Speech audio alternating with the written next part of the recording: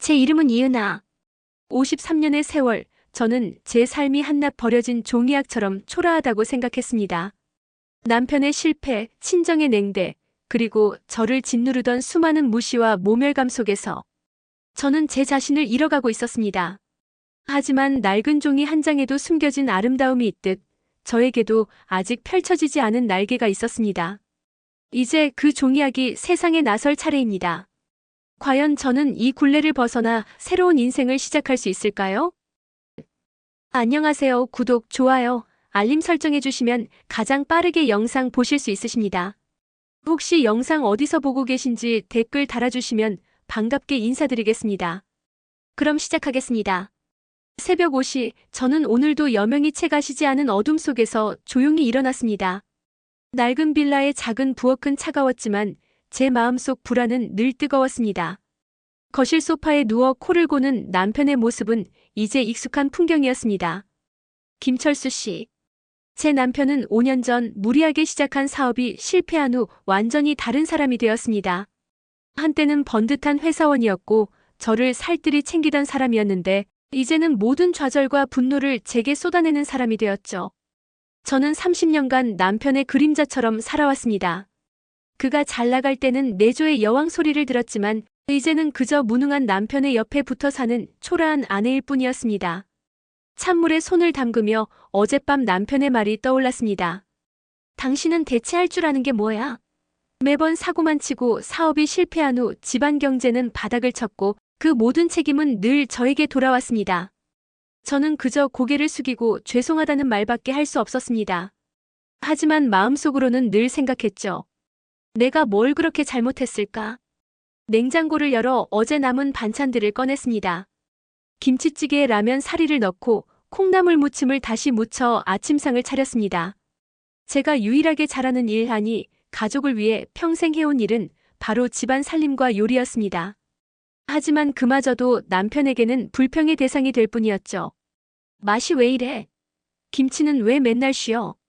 식탁에 밥상을 차리는 동안 거실에서 인기척이 들렸습니다. 엄마, 벌써 일어났어? 제 딸 서연이었습니다. 24살 미대 휴학 중인 서연이는 늘 저를 안쓰러워했습니다. 응, 해야 할 일이 많아서. 제 목소리는 힘이 없었습니다. 서연이는 제 옆에 앉아 저를 물끄러미 바라봤습니다. 엄마, 혹시 힘들면 말해. 내가 도울게. 서연이의 따뜻한 말 한마디가 제 메마른 가슴에 작은 위로가 되었습니다. 서연이는 남편과는 달리 섬세하고 예술적인 감각을 지녔습니다. 저의 유일한 취미인 종이접기에도 유일하게 관심을 가져주는 사람이었죠. 엄마, 또 종이약 접었어? 서연이는 식탁 한 구석에 놓인 종이약 수십 마리를 보며 물었습니다. 저는 남편과 친정 식구들의 무시 속에서 유일하게 제 자신을 표현하고 위로받는 방법으로 종이접기를 시작했습니다. 화려하진 않지만 섬세하고 정교한 종이 작품들은 저의 내면에 숨겨진 작은 우주였습니다. 응, 마음이 복잡할 때는 이게 최고야. 그때 거실에서 남편의 거친 목소리가 들렸습니다. 야, 밥 안 차려? 아침부터 게으름 피울 거야? 제 몸이 저절로 움츠러들었습니다. 서연이는 그런 저를 보며 눈살을 찌푸렸습니다. 아빠, 아침부터 왜 그래? 서연이가 나설 때마다 저는 더 불안했습니다. 제 탓에 아이들까지 힘들어하는 것 같아서요. 괜찮아, 서연아. 아빠가 피곤해서 그래. 저는 황급히 남편의 방으로 향했습니다. 53년의 제 인생은 언제나 이렇게 괜찮다는 거짓말 속에서 흘러가고 있었습니다. 스스로가 너무나도 무기력하고 보잘것없는 존재처럼 느껴졌습니다. 오늘은 남편의 55번째 생일이었습니다. 낡은 빌라 거실에 차려진 소박한 생일상. 제가 새벽부터 일어나 정성껏 준비한 음식들이었습니다. 잡채, 갈비찜, 전 몇 가지. 그리고 제 오랜 취미인 종이접기로 만든 작은 꽃다발과 동물 모형들을 식탁 한 구석에 장식해 두었습니다. 남편은 소파에 앉아 시큰둥한 표정으로 TV를 보고 있었고 서연이는 제 옆에서 조용히 음식을 도왔습니다. 엄마, 너무 예쁘다. 이 종이접기 장식. 서연이의 칭찬에 저는 잠시 미소 지었습니다. 적어도 제 딸만은 제 노력을 알아주었으니까요. 정오가 되자 초인종이 울렸습니다. 남편의 성공한 친정 오빠 이영민과 여동생 이영숙이 도착했습니다. 이영민은 대기업 임원이고 이영숙은 잘 나가는 카페 체인 대표였습니다. 두 사람 모두 과거 제가 온갖 아르바이트를 하며 학비를 보태주고 부모님 병간호를 도맡아주며 뒷바라지했던 동생들이었습니다. 하지만 이제 그들은 저를 그저 어리석고 불쌍한 누나 언니로 여기는 듯 했습니다. 어휴, 형부 생신인데 이게 뭐야? 이렇게 초라하게 차려놓고. 여동생 영숙이 거실에 들어서자마자 인상을 찌푸렸습니다. 오빠 영민도 한심하다는 듯 주위를 둘러보았습니다. 누나는 참 나이 50 넘어서도 변함없이 이러고 있냐? 그들의 비아냥거림에 저는 고개를 숙였습니다. 남편 김철수는 오히려 그들의 편을 들었습니다.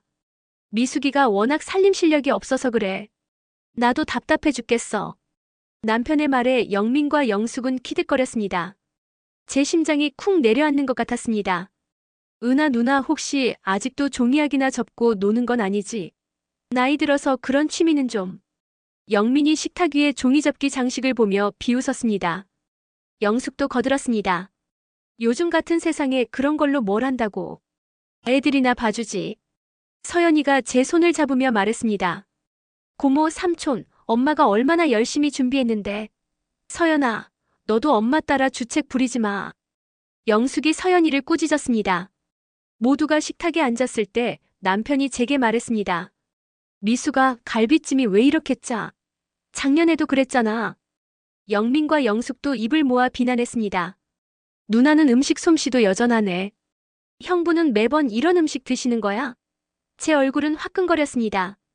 30년 넘게 요리를 했는데 단 한 번도 인정받은 적이 없었습니다. 그때 늦게 도착한 아들 태준이 군복 차림으로 현관에 들어섰습니다. 엄마.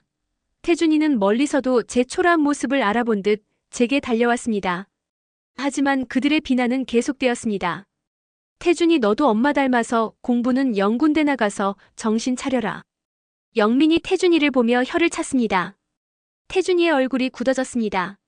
삼촌, 엄마한테는 왜 그래요? 태준이가 소리쳤습니다. 이 자식이. 남편 철수가 태준이에게 손을 들었습니다. 그 순간 제가 평생 억눌러왔던 감정들이 폭발할 것 같았습니다. 이 모든 비난과 모욕을 언제까지 견뎌야 할까요? 저는 그저 낡고 해진 종이약처럼 그들의 손에 찢겨질 위기에 처한 듯 했습니다. 태준이가 남편의 손을 막아섰습니다. 아빠, 엄마한테 이러지 마세요. 서연이도 달려와 제 옆을 지켰습니다. 하지만 남편은 아랑곳하지 않고 태준이에게 화를 냈습니다. 이 자식이 감히 아버지에게 대들어? 내 엄마 닮아서 버릇이 없어. 친정 오빠. 영민과 여동생 영숙은 이 상황을 마치 구경거리처럼 지켜보며 비웃었습니다. 형부, 애들 교육은 좀 제대로 하셔야겠어요. 누나가 애들을 망쳐놓는구만. 영숙이 혀를 찼습니다. 저는 그들의 냉정한 시선과 조롱 섞인 웃음 속에서 깊은 절망감을 느꼈습니다. 30년 동안 이 가족을 위해 헌신했는데 저는 그들에게 그저 무능하고 한심한 존재일 뿐이었습니다. 심장이 찢어지는 듯 아팠습니다. 하지만 그때 서연이가 제 손을 꽉 잡으며 속삭였습니다. 엄마, 괜찮아. 엄마는 잘못한 게 없어. 파티가 끝나고 남편과 친정 식구들이 떠나자 집안은 다시 싸늘한 침묵에 잠겼습니다. 설거지거리는 산더미처럼 쌓여 있었고 저는 허탈하게 식탁에 앉아 있었습니다. 서연이가 제 옆에 조용히 다가왔습니다. 엄마, 고모랑 삼촌이 한 말 신경 쓰지 마. 엄마는 정말 대단한 사람이야. 아니야, 서연아. 아빠 말대로 나는 아무것도 할 줄 아는 게 없어. 저는 자조적으로 중얼거렸습니다. 아니야, 엄마. 엄마는 이걸 할 줄 알잖아. 서연이가 식탁 위 종이접기 장식 중 제가 가장 아끼던 정교하게 접은 백학을 가리켰습니다. 그 백학은 제가 밤마다 접어 올린 제 희망의 조각이었습니다. 이거 아무나 할 수 있는 게 아니야. 엄마 손은 마법의 손이야. 서연이의 눈은 진심으로 빛나고 있었습니다. 엄마 작품들 정말 아름답다고. 하지만 이런 걸로 뭘 하겠니? 제가 한숨을 쉬었습니다. 돈이 되는 것도 아니고. 서연이는 잠시 생각하더니 제게 조심스럽게 물었습니다. 엄마, 내가 엄마 작품들 사진 찍어서 SNS에 올려봐도 돼? 저는 당황했습니다. SNS라니 그런 건 젊은 사람들이나 하는 거라 생각했으니까요. 나이 들어 주책이라고 하겠지. 아니야. 엄마는 아직 젊고 엄마 작품은 정말 특별해. 분명히 많은 사람들이 좋아할 거야. 서연이는 저를 설득했습니다. 며칠 후 서연이는 제게 아무 말도 없이 저의 종이학 작품들을 모아 사진을 찍고 종이학 아티스트 은하라는 이름으로 SNS 계정을 만들었습니다. 그리고 조용히 제 작품 사진들을 올리기 시작했습니다. 저는 그런 서연이의 노력을 알지 못했습니다. 그저 매일 밤 혼자 종이학을 접으며 제 마음을 위로할 뿐이었습니다. 낡은 종이 한 장이 과연 세상에 어떤 의미를 가질 수 있을까 하는 회의감 속에서 저는 잠이 들곤 했습니다. 일주일 후 서연이가 제게 휴대폰을 내밀었습니다. 엄마, 이것 좀 봐. 휴대폰 화면에는 제 종이접기 작품들이 가득했습니다. 그리고 놀랍게도 수많은 좋아요와 댓글들이 달려 있었습니다. 와, 이분 누구예요? 정말 금손이다. 종이접기로 이런 예술을 만들다니 감동이에요. 어딘가에 숨어있는 장인이 나타났다. 댓글들을 읽는 동안 제 심장이 쿵쾅거렸습니다. 제 작품들이 제가 숨겨왔던 제 마음이 세상 사람들에게 이렇게 공감을 얻을 수 있다는 사실에 놀라움을 금치 못했습니다. 하지만 제 기쁨은 오래가지 못했습니다. 그날 저녁 남편 김철수가 퇴근하고 들어오자마자 휴대폰을 내던지며 소리쳤습니다. 이은아, 이게 다 뭐야? 당신 제정신이야? 남편의 휴대폰 화면에는 제 종이학 아티스트 SNS 계정이 띄워져 있었습니다. 당신 나이 50이 넘어서 무슨 주책이야? 이런 한심한 짓으로 뭘 하겠다는 거야? 돈이나 벌어와. 남편의 목소리는 분노로 떨렸습니다. 그때 친정 오빠 영민에게 전화가 걸려왔습니다. 누나, 대체 무슨 짓이야? 내 회사 사람들이 다 알게 됐잖아. 우리 집안 망신 다 시킬 일 있어? 돈 안 되는 짓 그만하고 집안일이나 해. 영민의 목소리도 날카로웠습니다. 이어 여동생 영숙에게서도 전화가 왔습니다. 언니, 나이 들어서 관종짓 하는 것도 아니고 내 카페 단골 손님들이 언니 SNS 보고 비웃는다고. 제발 정신 차려. 저는 그들의 비난 속에서 몸이 얼어붙는 것 같았습니다. 제가 그동안 숨겨왔던 제 유일한 취미가 그들에게는 그저 조롱과 비난의 대상일 뿐이었습니다. 남편은 식탁 위에 놓여있던 제가 가장 아끼는 백학 작품을 집어들더니 제 눈앞에서 갈기갈기 찢어버렸습니다. 이딴 쓰레기가 뭐가 중요해? 당장 이딴 짓 그만둬. 안 돼. 제가 소리쳤지만 이미 늦었습니다. 찢어진 종이학 조각들이 바닥에 흩어졌습니다. 제 마음도 산산조각 나는 것 같았습니다. 30년의 세월 동안 참고 살아온 것이 저에게 남은 것은 비난과 조롱뿐이라는 생각에 눈물이 쏟아졌습니다. 엄마. 서연이가 절규하며 제 옆으로 달려왔습니다. 태준이도 휴대폰으로 이 모든 상황을 녹화하며 분노에 찬 얼굴로 남편을 노려봤습니다. 아빠, 이게 무슨 짓이야? 엄마는 잘못한 게 없잖아. 저는 바닥에 주저앉아 찢어진 종이학 조각들을 주워 담았습니다. 제 인생이 마치 이 찢어진 종이학처럼 초라하고 비참하게 느껴졌습니다. 그래, 내가 뭘 하겠어? 평생 이렇게 살다 죽는 거지. 절망감에 휩싸여 흐느꼈습니다. 하지만 서연이가 제 어깨를 감싸 안으며 말했습니다. 엄마, 아니야. 엄마는 잘못한 거 없어. 이 모든 건 아빠와 고모, 삼촌이 잘못한 거야. 그때였습니다. 제 마음속 깊은 곳에서 더 이상은 이렇게 살 수 없다는 강렬한 외침이 터져나왔습니다. 30년 만에 처음으로 저는 제 삶의 주인이 되겠다고 다짐했습니다. 그날 밤 저는 밤새 잠을 이룰 수 없었습니다. 찢어진 종이학 조각들처럼 산산조각난 제 마음을 붙잡고 저는 결심했습니다.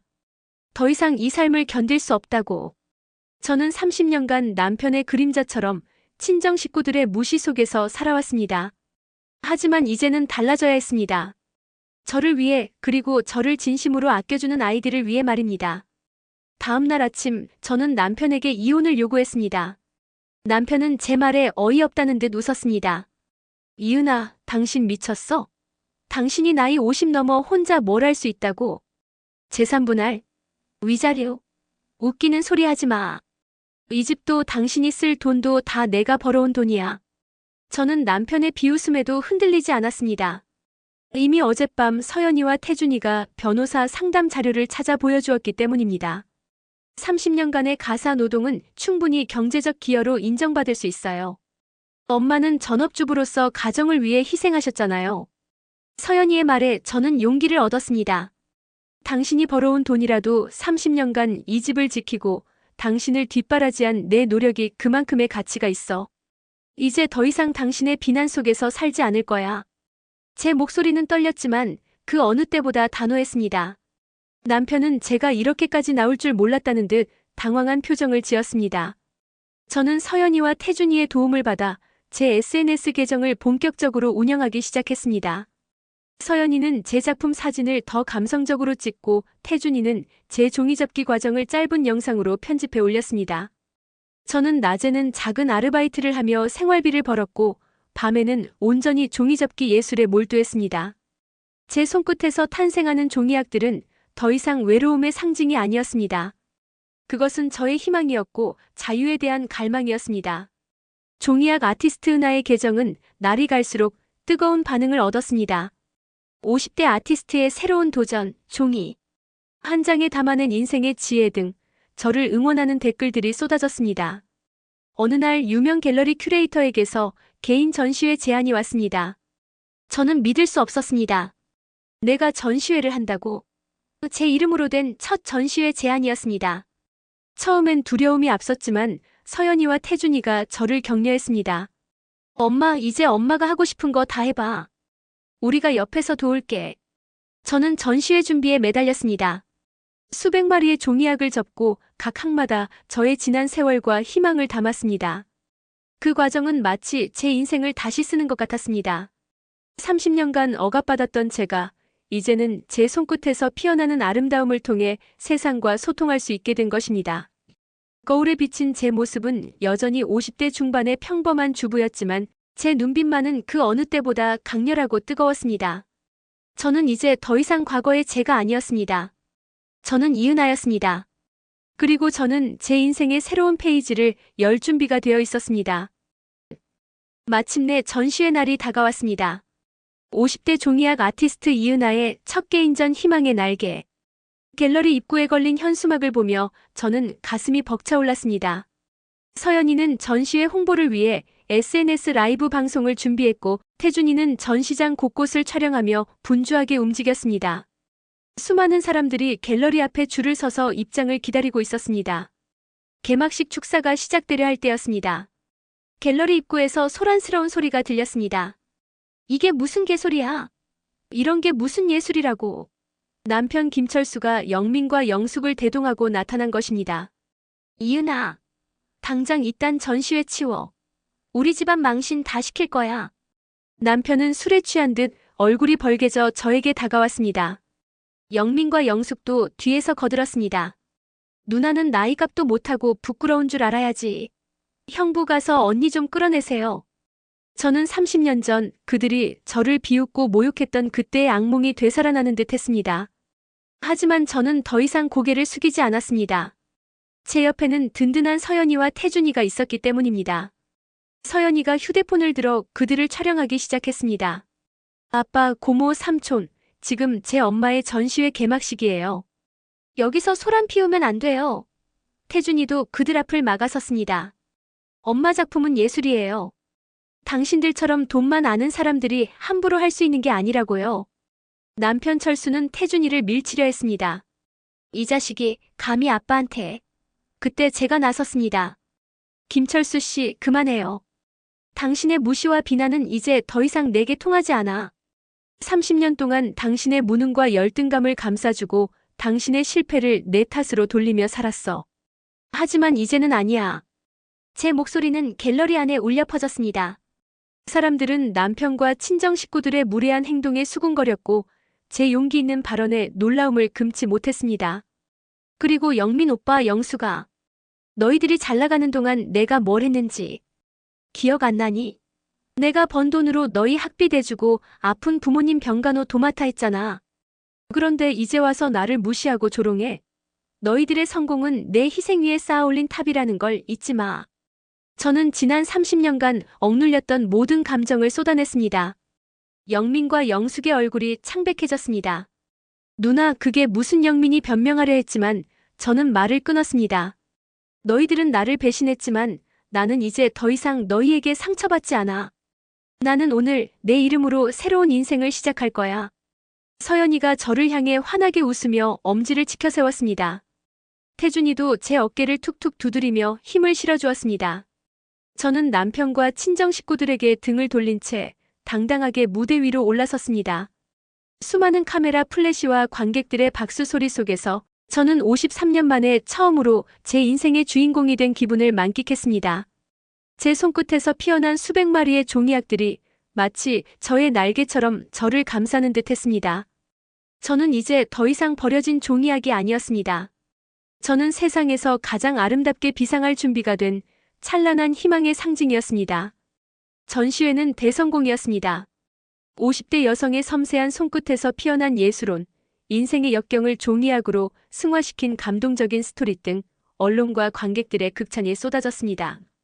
저의 SNS 팔로워는 순식간에 수십만 명을 넘어섰고 저는 명실상부한 종이약 아티스트 이은하로 자리매김했습니다.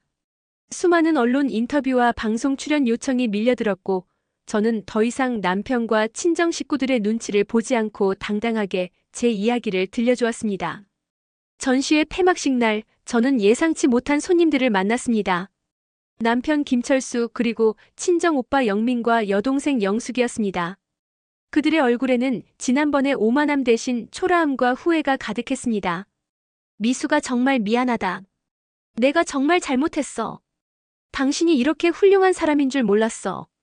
남편은 고개를 숙이며 눈물을 글썽였습니다. 영민과 영숙도 제게 다가와 어색하게 말을 걸었습니다. 누나 정말 대단하다. 우리가 너무 오만했어. 용서해줘. 그들은 저에게 화해를 청하는 듯 했습니다. 저는 그들을 물끄러미 바라봤습니다. 30년 만에 그들이 저에게 진심으로 사과하는 순간이었습니다. 하지만 제 마음은 더 이상 흔들리지 않았습니다. 사과할 필요 없어. 당신들은 내가 누구인지 몰랐던 것뿐이야. 그리고 나는 나를 무시하고 짓밟던 사람들과는 더 이상 함께할 수 없어. 제 목소리는 차분했지만 단호했습니다. 남편 철수는 제게 다시 시작하자고 애원했습니다. 미수가 제발 다시 돌아와줘. 이제 내가 잘할게. 당신이 벌어온 돈으로 우리 다시 예전처럼. 저는 피식 웃음이 나왔습니다. 그에게 저는 여전히 돈의 대상으로 보였던 것입니다. 김철수 씨, 이제 나는 나 자신으로 살 거야.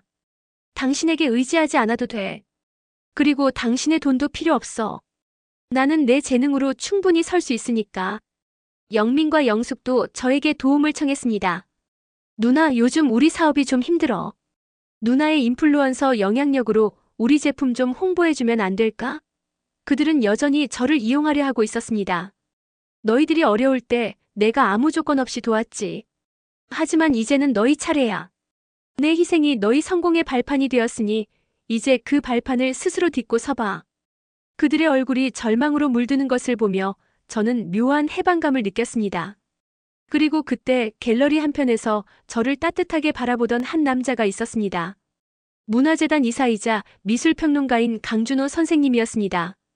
그는 제 전시회를 처음부터 끝까지 지켜봐 주었고 제 작품에 대한 깊은 이해와 존경을 보여주었습니다.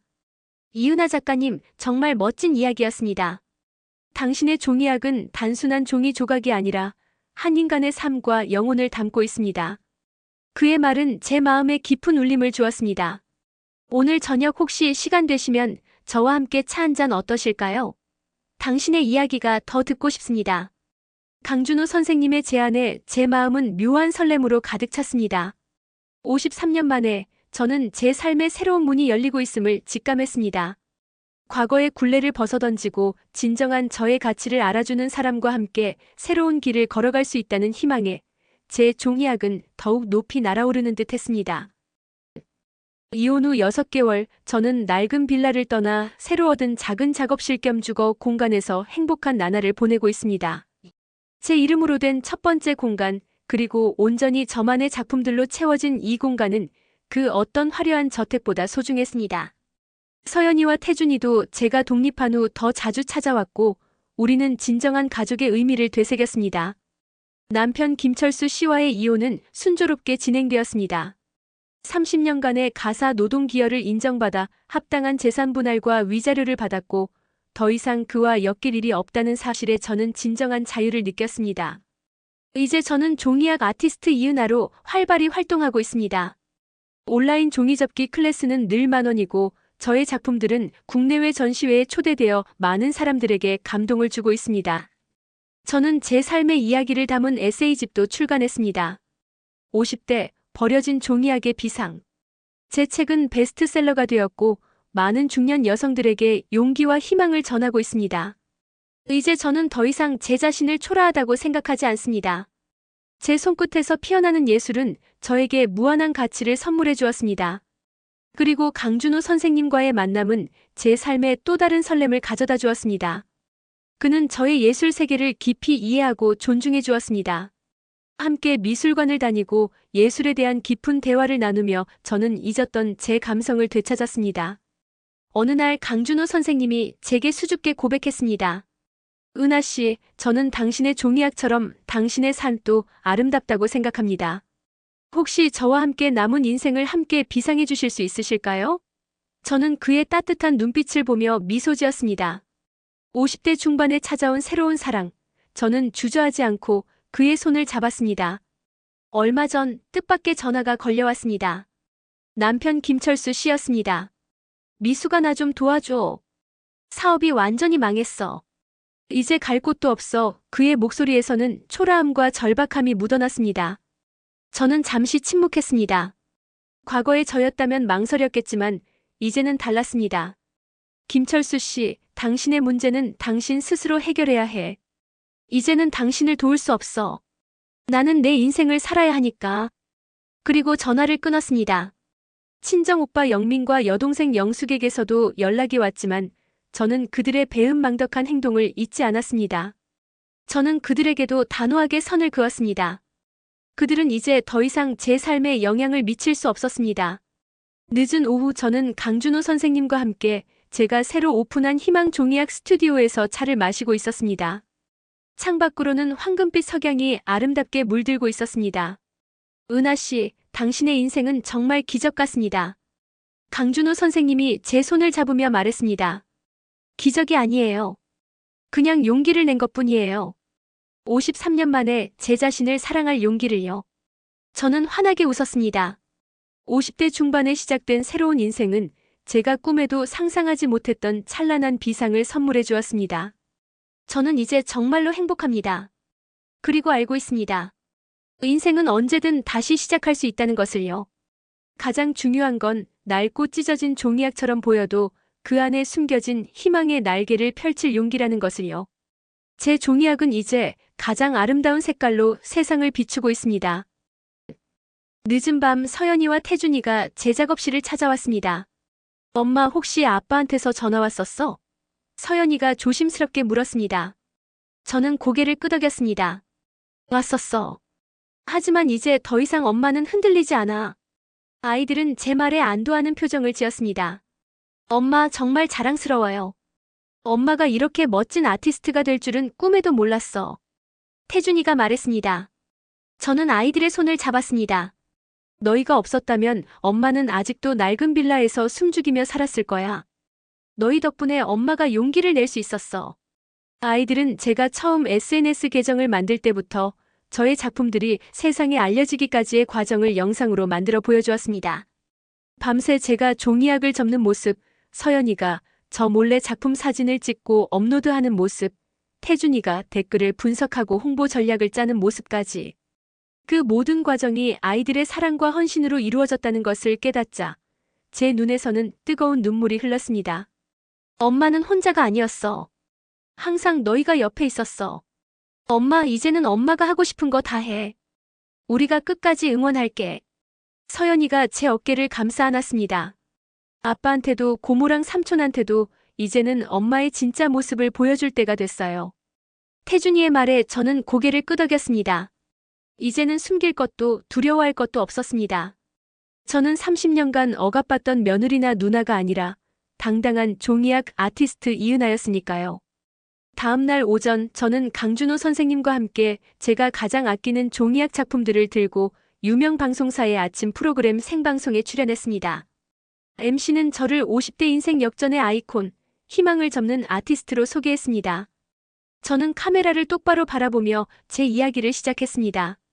30년간 저는 버려진 종이약처럼 살아왔습니다. 하지만 제 자녀들의 사랑과 지지 덕분에 다시 날개를 펼칠 용기를 얻었습니다. 이제 저는 제 자신을 사랑하고 제 재능으로 세상에 희망을 전하고 싶습니다. 생방송 중 시청자들의 실시간 댓글이 쏟아졌습니다. 선생님 보면서 용기 얻었어요. 저도 50대인데 새로운 도전 시작하고 싶어요. 정말 감동적입니다. 저는 그 댓글들을 읽으며 눈시울을 붉혔습니다. 그때 방송국 PD가 제게 긴급 속보를 전했습니다. 김철수 씨와 이영민, 이영숙 씨가 지금 방송국 앞에 와서 선생님을 만나려고 합니다. 저는 잠시 망설였습니다. 하지만 이내 결심했습니다. 이제는 피하지 않을 때였습니다. 들어오라고 하세요. 이제는 제가 당당하게 마주할 때입니다. 제 목소리는 그 어느 때보다 단단했습니다. 방송국 복도에서 남편 김철수 씨와 친정 오빠 이영민, 여동생 이영숙이 초라한 모습으로 저를 기다리고 있었습니다. 방송을 본 시청자들과 기자들이 그들을 향해 플래시를 터뜨리고 있었습니다. 그들의 얼굴은 창백하게 질려 있었고 더 이상 과거의 오만함은 찾아볼 수 없었습니다. 미수가 제발 방송에서 그런 이야기 하지 마. 우리 망신 다 시킬 일 있어? 남편이 제게 다가와 속삭였습니다. 영민과 영숙도 제 팔을 잡아 끌며 애원했습니다. 누나, 제발 한 번만 도와줘. 우리 이제 정말 큰일 났어. 사업이 완전히 망했어. 저는 그들의 손을 뿌리쳤습니다. 당신들 나를 돈벌이 수단으로 생각했지? 내가 무능하고 보잘것없는 존재라고 비웃었지? 하지만 나는 당신들의 비난 속에서도 나만의 가치를 찾아냈어. 당신들이 나를 버려진 종이약처럼 생각할 때 나는 나만의 날개를 펼치고 있었던 거야. 제 목소리는 단호했고 그들의 애원은 더 이상 제게 통하지 않았습니다. 기자들이 그들에게 마이크를 들이밀며 질문을 쏟아냈습니다. 이유나 아티스트를 학대하고 무시한 것이 사실입니까? 친정 가족의 도움이 있었음에도 배은망덕한 행동을 하신 이유가 무엇입니까? 그들은 아무 말도 하지 못하고 고개를 숙였습니다. 그 순간 강준호 선생님이 제 옆으로 다가와 제 손을 잡았습니다. 은하 씨, 괜찮습니다. 이제는 당신을 함부로 할 수 있는 사람은 아무도 없습니다. 그의 따뜻한 손길에 저는 더욱 용기를 얻었습니다. 저는 남편과 친정 식구들을 향해 마지막 말을 건넸습니다. 당신들이 나를 짓밟았던 30년의 세월은 내게 상처였지만 동시에 나를 더 강하게 만들었어. 이제 나는 당신들 없이도 충분히 행복하게 살 수 있어. 당신들 덕분에 나는 비로소 내 자신을 찾을 수 있었으니까. 남편 김철수 씨는 결국 파산했습니다. 친정 오빠 영민과 여동생 영숙의 사업도 어려움을 겪으며 무너져 내렸습니다. 그들은 모든 것을 잃고 저를 찾아와 다시 한번 도움을 요청했습니다. 미수가 제발 한 번만 용서해줘. 우리가 정말 죽을 죄를 지었어. 누나, 우리가 정말 미안해. 그들은 제 발밑에 무릎을 꿇고 애원했습니다. 하지만 저는 단호했습니다. 나의 도움은 나를 진심으로 아끼고 존중하는 사람들에게만 주어질 거야. 당신들에게는 줄 수 있는 것이 아무것도 없어. 그들은 결국 빈손으로 돌아갈 수밖에 없었습니다. 저는 강준호 선생님과 함께 새로운 삶을 시작했습니다. 강준호 선생님은 저의 희망 종이약 스튜디오에 문화재단의 지원을 연결해 주었고 저는 더욱 많은 사람들과 소통하며 종이접기 예술의 아름다움을 전파했습니다. 50대 중반 저는 사랑하는 사람과 함께 진정한 행복을 찾았고 제 재능으로 세상에 선한 영향력을 끼치는 사람이 되었습니다. 저는 이제 이은하라는 이름 석자로 당당하게 세상을 마주합니다. 제 손끝에서 피어나는 종이약들은 저의 찬란한 인생 역전을 증명하는 가장 아름다운 증거가 되었습니다. 세월이 흘러 저는 60대 초반의 종이접기 아티스트이자 사회적 기업 희망 종이약 협동조합의 대표가 되었습니다. 제 스튜디오는 이제 작은 건물 하나를 통째로 쓰고 있었고 많은 사람들이 저의 종이접기 클래스에 참여하기 위해 줄을 섰습니다. 특히 저처럼 인생의 전환점을 맞이한 중년 여성들이 많이 찾아왔습니다. 선생님처럼 저도 새로운 시작을 하고 싶어요.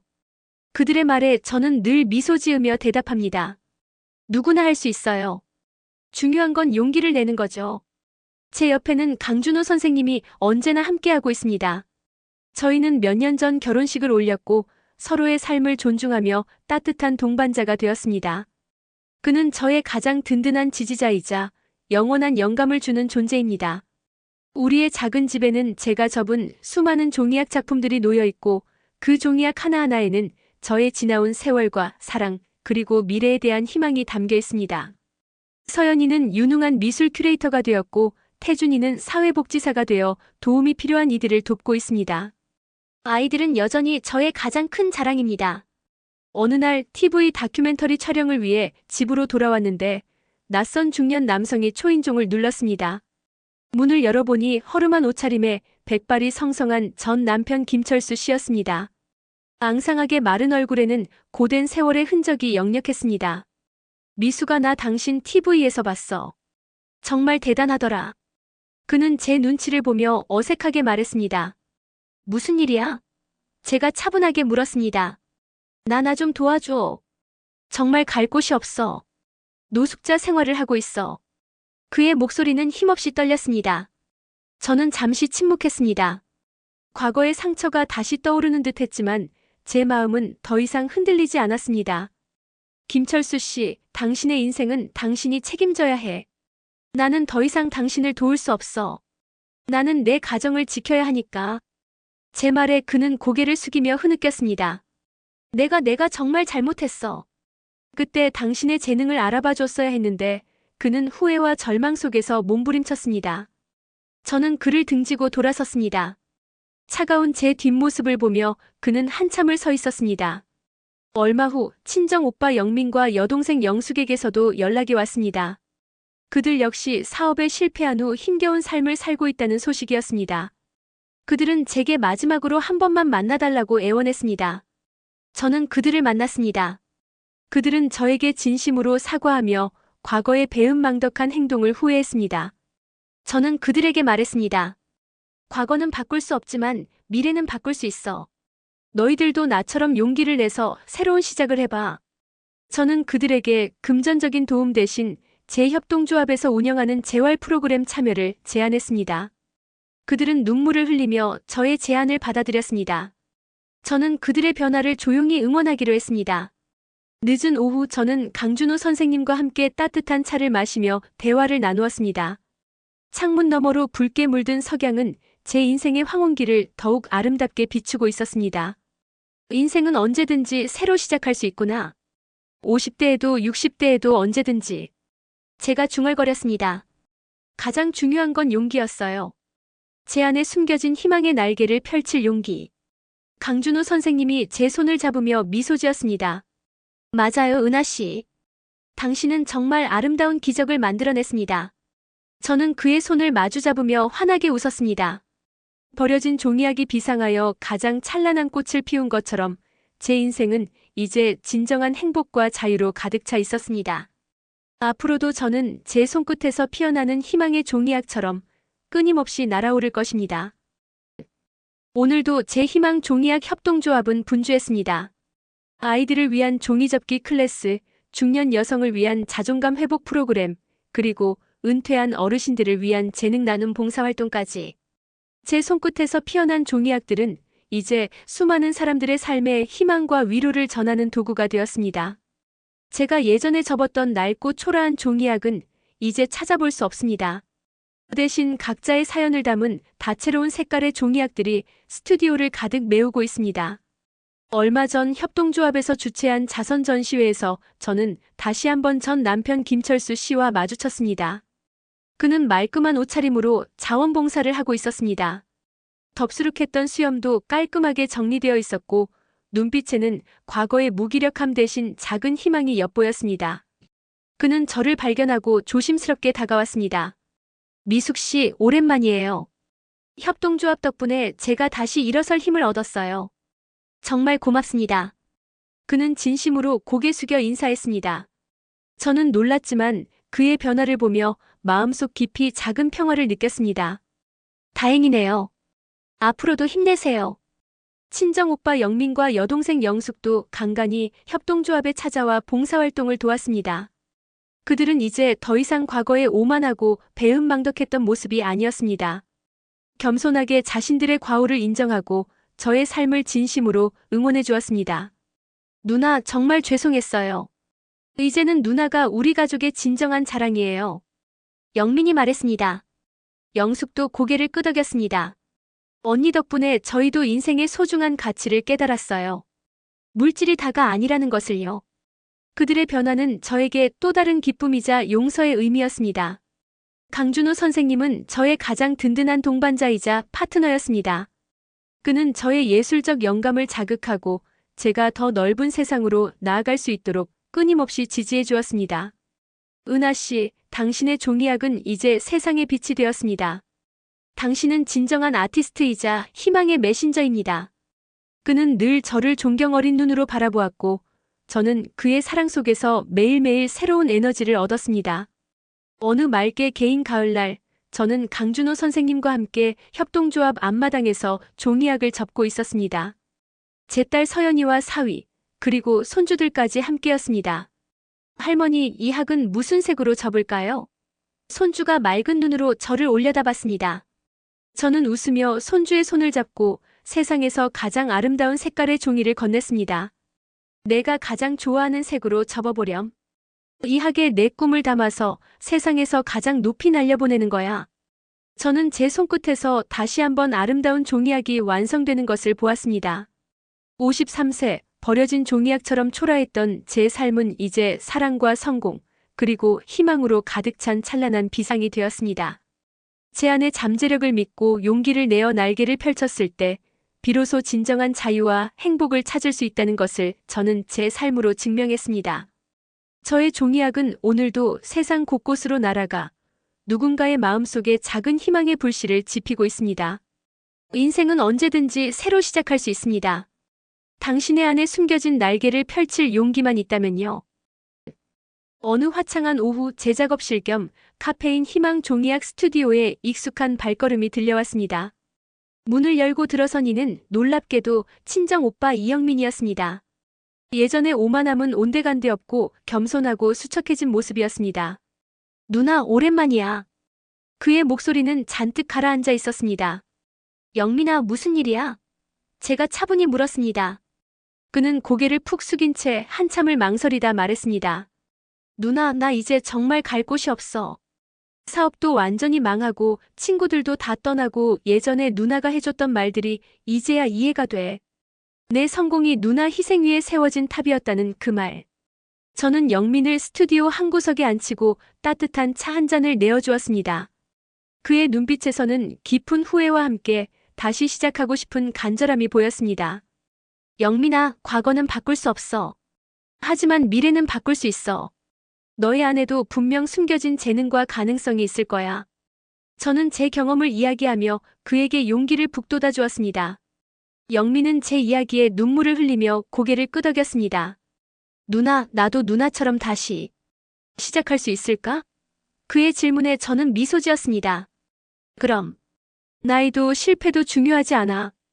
중요한 건 마음가짐이야. 내가 정말 달라지고 싶다면 내가 옆에서 도울게. 영민은 그날부터 제 협동조합에서 운영하는 재활 프로그램에 참여하기 시작했습니다. 처음에는 어색해했지만 점차 성실한 모습으로 변화해갔습니다. 그는 자신이 잘했던 계획 세우기 재능을 활용하여 협동조합의 운영을 돕기 시작했고 과거의 오만함은 온데간데 없이 겸손하고 따뜻한 모습으로 주위 사람들에게 인정받았습니다. 몇 달 후 여동생 영숙도 찾아왔습니다. 그녀 역시 카페 사업 실패 후 방황하고 있었고 오빠 영민의 변화를 보고 용기를 내어 저를 찾아온 것이었습니다. 저는 영숙에게도 따뜻하게 손을 내밀었습니다.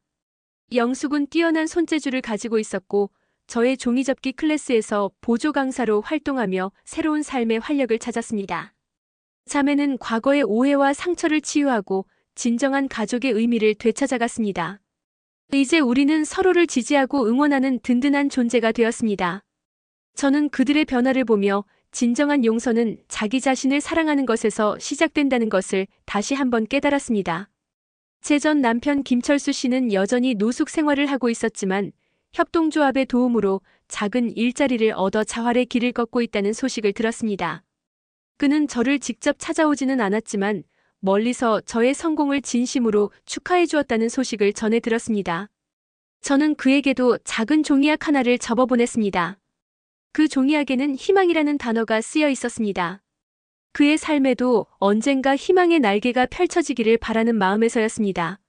오늘도 저는 강준호 선생님과 함께 희망 종이약 스튜디오에서 새로운 작품을 구상하고 있었습니다.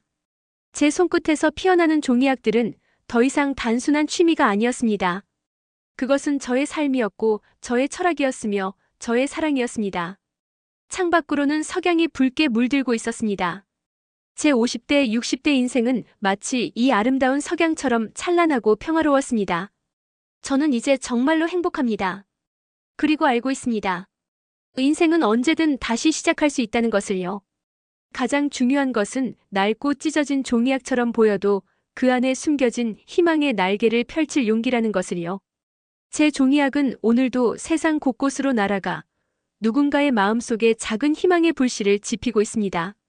마이너스 마이너스 마이너스 해시태그 에필로그. 사랑하는 구독자 여러분, 제 이야기 잘 들으셨나요?